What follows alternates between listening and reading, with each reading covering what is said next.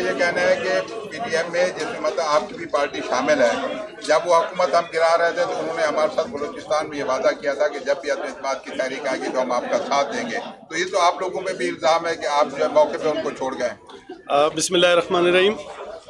میں Balochistan national party کے ایک ذمہ دار کی حیثیت سے آپ دوستوں کے ساتھ یہاں پہ مخاطب ہوں۔ دیکھیں، اس عدم اعتماد کے حوالے سے بلوچستان نیشنل پارٹی سے ان کا کوئی رابطہ نہیں ہوا ہے، اور اس کی کلیئرفیکیشن جو ہے ہمارے پارٹی پریزیڈنٹ اختر مینگل صاحب نے بھی اپنے ٹی وی انٹرویو میں بھی کر دیا، اور اس دن انہوں نے میڈیا کے ساتھ بات چیت کرتے ہوئے بھی انہوں نے کہہ دیا تھا کہ اس عدم اعتماد کے ساتھ ہمارا کوئی تعلق نہیں ہے۔ اور اس جو فیڈرل گورنمنٹ میں عدم اعتماد کی تحریک چل رہی تھی تو اس میں بھی 2-3 مہینے تک ہم تمام کی تمام پارٹی کی لیڈرشپ ہم اسلام آباد میں موجود تھے۔ اس وقت بھی جام کمال یا ان کے جو گروپ کے ساتھی تھے ان میں سے کسی نے بھی نہ اختر مینگل سے کوئی رابطہ کیا، نہ ہم سے کوئی رابطہ کیا، نہ بلوچستان نیشنل پارٹی کے پاس وہ فارملی اس عدم اعتماد کے حوالے سے آئے ہیں۔ البتہ 2-3 دن پہلے ظہور بلیدی صاحب، سلیم کوسو صاحب اور اصغر اچکزئی صاحب میرے پاس آئے تھے۔ ایم پی ہاسٹل میں ہماری ایک نشست ہوئی ہے، تو اس وقت بھی ہم نے ان کو کہا تھا کہ یہ پہلی مرتبہ ہے کہ عدم اعتماد کے حوالے سے آپ لوگ بی این پی سے رابطہ کر رہے ہیں۔ تو ہم نے پارٹی لیڈرشپ کے سامنے وہ بات رکھی تھی، تو پارٹی نے ایک کمیٹی اس میں بنا دی، جس کی کمیٹی کے جو فارمیشن کے بعد میں نے ان کو انفارم بھی کیا ہے کہ ہماری پارٹی نے ایک کمیٹی بنائی ہے۔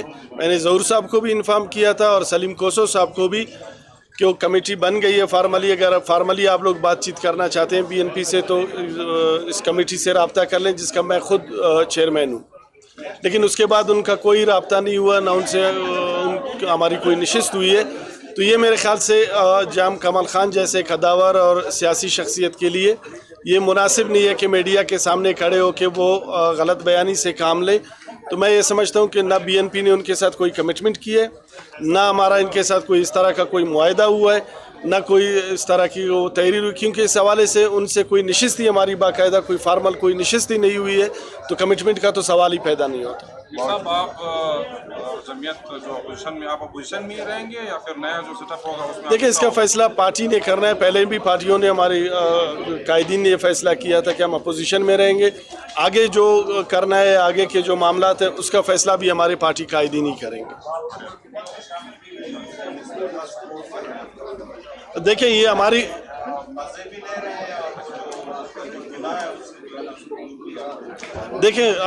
جہاں تک حکومت میں باقاعدہ شامل ہونے کا فیصلہ ہے، یہ میں نے کہہ دیا تھا کہ ہماری جو پارٹی کی قیادت ہے وہ یہ فیصلہ کرے گی۔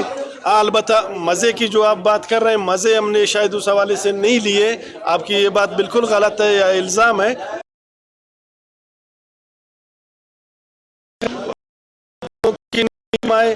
ہمارے حلقوں کے ساتھ زیادتیاں بھی ہوئی، ہمارے حلقوں کے فنڈ بھی انہوں نے اپنے ورکروں میں بندر بانٹ کیے، اور اس فنڈ پہ کرپشن بھی ہوا۔ کروڑوں روپے، اربوں روپے ہمارے حلقوں میں انہوں نے اپنے ورکروں میں بانٹ دیے، جس کا ثمر آپ کو بھی پتہ ہے کہ ہمارے حلقوں میں اس کا فائدہ جو عام عوام ہے اس کو کچھ نہیں ہوا۔